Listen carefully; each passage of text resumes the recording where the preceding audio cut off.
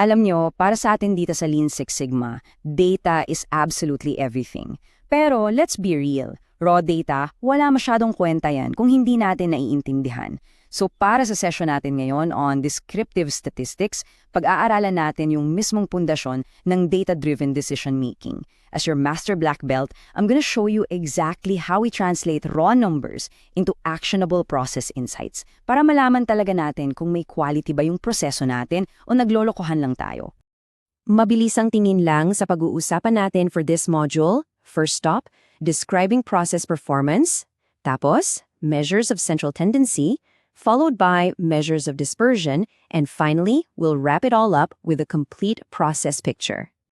All right, let's dive straight into Section 1, Describing Process Performance. Bago kasi tayo makapag-improve sa anumang Lean Six Sigma project, we absolutely need to establish exactly where we're starting from. So what do we mean by descriptive statistics? Basically, these are statistics that describe and summarize performance data para maka-establish tayo ng baseline and, of course, track our improvements. Isipin nyo na lang na nagtatrain kayo para sa isang Ironman triathlon, di ba? Para malaman mong gumagaling ka, you literally have to record your average time sa swimming, biking, and running. Pati na rin yung pinakamabilis at pinakamabagal mong records. Ganyan din sa operations. Kung nasa logistics tayo, kailangan natin ang descriptive stats para ma-baseline at ma-track natin yung tunay na performance ng buong delivery network natin. Okay, let's make this real. Tingnan natin itang actual data. Frame natin as a familiar e-commerce logistics scenario. Isipin nyo na lang operations natin ito for deliveries ng apps like Shopee or Lazada. Makikita nyo we have 7 delivery times here, measured in hours, 3, 20, 20, 25, 27, 28, and 31. Ito ngayon yung magiging operational baseline dataset natin as we explore the next concepts. Moving on to Section 2, Measures of Central Tendency. Dito tayo magkakaalaman kung paano at saan eksaktong nakasentro yung mga values sa loob ng dataset natin. Sa Lean Six Sigma logic, we always look closely at the mean and the median. Familiar na kayo dito, the mean is your simple average. Kukukunin mo lang yung sum of all items tapos i-divide mo by n. Ang median naman, that's the value of the midpoint in a ranked order set of data. Now, habang ang mean ang pinaka-common na metric na ginagamit sa mga management reports natin, napakadali nitong ma-skew or ma-distort kapag may mga unusual na numbers. Let me show you exactly what I mean. Sa dataset natin, ang mean ay nasa 22 hours, pero ang median ay 25 hours. Bakit nagkaganon? Kasi yung 3-hour outlier natin, yung nag-iisang super bilis na delivery out of nowhere, hinatak niya pababa yung buong average. Pero in reality, ang nasa gitna natin, our midpoint, which is the 4th item in our rank order, ay 25 hours. The median sits at 25 hours. Nagbibigay ito ng much more stable picture na hindi basta-basta naaapektuhan ng isang swerteng mabilis na delivery. Now, meron pa tayong isang measure of central tendency to complete the pattern, and that is the mode. Simply put, it's the most frequently occurring value. Kumbaga, the most popular number sa grupo. Sa example natin, the mode is 20 hours dahil lumabas siya ng 2 beses. Kung iisipin natin in a BPO context or maybe a retail checkout lane, ito yung handling time or transaction length na pinakamadalas mangyari. And by the way, take note na ang data ninyo can be bimodal. Pwede kang magkaroon ng 2 o higit pang mode. So this leads us to a massive operational mystery. Kung ang guaranteed delivery time, yung SLA natin sa customers, is 24 hours at ang nakikita ninyo sa report is a mean average of 22 hours, that means pumasa tayo sa target, diba? We should be celebrating. Pero the question is, bakit kaya napakarami pa ring galit na customers at puro complaints ang social media natin? That exact question brings us to Section 3, Measures of Dispersion. Dito natin i-discuss yung pinakamapanganib na concept sa Lean Six Sigma, process variation. Ang true enemy of quality is variation, at kailangan natin itong sukatin. The simplest measure of spread is the range. Calculated lang to by subtracting your minimum value from your maximum value.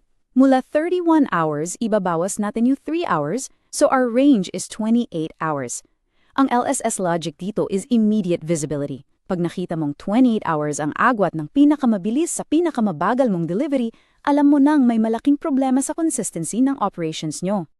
Pero, syempre, as process improvers, we need to be mathematically precise. So we calculate variance. Una, we find the deviation of each item from the mean. Kaso, pag i-average lang natin to directly, the positives and negatives will cancel out to exactly 0. Kaya ang ginagawa natin, the operational logic is to square each deviation bago i-average. Tapos, i-divide natin by n-1 kapag sample data ito para magkaroon tayo ng unbiased estimate of variance. Let's look at the result. Pag na-compute na natin, we get a variance of 86.66 squared hours. Now, I can tell you right now, walang ops manager na makakaintindi sa squared hours. What does that even mean sa floor? It's a required mathematical step, yes, pero totally useless in practice para sa mga logistics teams nating on the ground. That's exactly why we need to convert this into a unit that makes operational sense, and that is the standard deviation, which is literally just the square root of your variance. It's one of our most critical LSS indicators for process variation. By the way, kung gusto nyong i-automate ito at i-skip yung manual math, you can instantly calculate this in Microsoft Excel. Type nyo long equals stdev.s, open and close parentheses, select your sample dataset, and boom.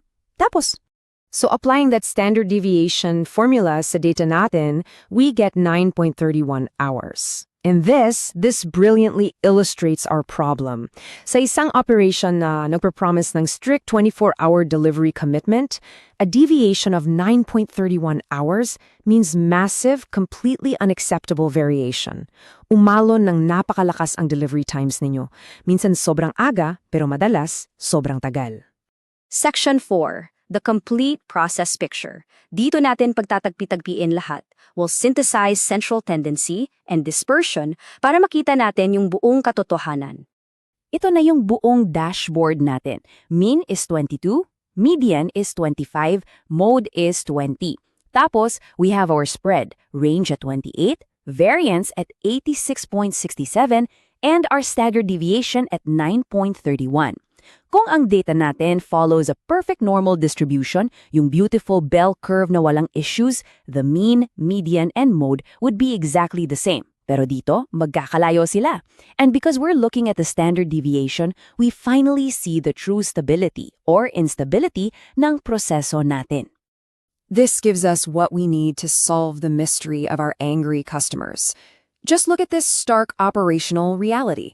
Kahit na pasa tayo sa mean average na 22 hours, ipinapakita dito na out of 7 deliveries, 4 yung bumagsak at lumagpas sa 24-hour SLA guarantee natin. Yes, more than half of our customers experience delayed deliveries. Kaya pala marami tayong complaints.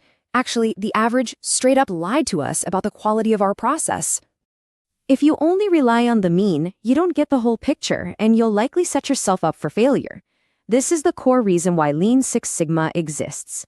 Hindi tayo pwede magtiwala sa average lang, and sa modern operations natin, we don't have to. You can easily use Microsoft Power BI scatter charts or even M365 Copilot summaries para instantly ma-visualize and catch these hidden variations bago pa man mag-post ng reklamo yung mga customers nyo. So, bilang mga future champions ng quality, I'm going to leave you with a challenge. The next time you report on process performance sa management natin, are you just gonna blindly present the average and celebrate? Or will you actually dig deeper to uncover the hidden variation? I challenge you to apply this master black belt mindset starting right now. Always measure the center, yes, but never ever forget to mind the spread.